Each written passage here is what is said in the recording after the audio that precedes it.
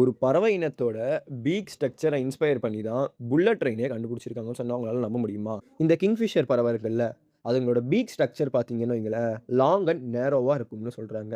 அத யூஸ் பண்ணி அதுங்க லோ டென்சிட்டில இருந்து, அதாவது காற்று பகுதியில இருந்து ஹை டென்சிட்டியான வாட்டருக்கு டிராவல் பண்ணும்போது, எந்த ஒரு பெரிய ஸ்பிளாஷும் ஏற்படுத்தாதத பார்த்த ஒரு சயன்டிஸ்ட், இதுங்க இந்த பீக் ஸ்ட்ரக்சர யூஸ் பண்ணி ஏர் பிரஷர ரெடியூஸ் பண்ணுது.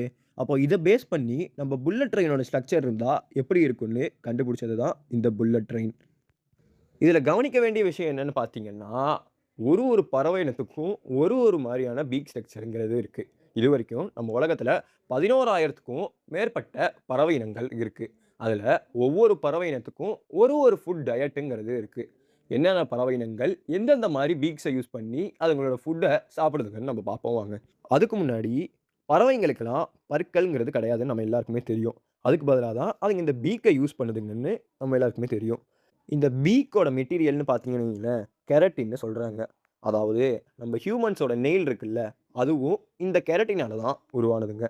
இந்த பீக்ஸ யூஸ் பண்ணி பறவைகள் தன்னோட பாடி ஹீட்டையும் ரிலீஸ் பண்ணுதுங்கன்னு தான் சொல்லணும்.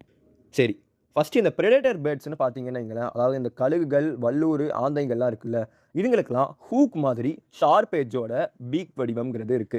பிகாஸ் அதுங்க சாப்பிடுற இரைய கிழிச்சு திங்கிறதுக்காக தான் இந்த மாதிரி அதுங்க எவால்வ் ஆயிருக்குங்க. அடுத்து இந்த குருவிகள், ஃபின்ச்சஸ், பச்சைக்கிளி இதுக்கெல்லாம் பார்த்தீங்கன்னா, ஷார்ட்டாவும், திக்கா கோனிக்கல் ஷேப்ல பீக் இருக்கும்.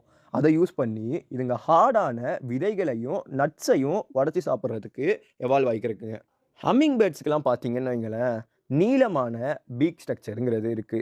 பிகாஸ் இதுங்கெல்லாம் ஒரு நெக்டார் ஃபீடிங் அனிமல். அதுங்க இந்த பீக்க யூஸ் பண்ணி பூக்கள்ல இருக்கிற நெக்டார, பாட்டில்ல இருக்கிற மருந்த சிரஞ்சு மூலியமா எடுக்கிற மாதிரி, அந்த நெக்டார இதுங்க எனக்கு பீக் மூலியமா உறிஞ்சி எடுத்துக்குதுங்க.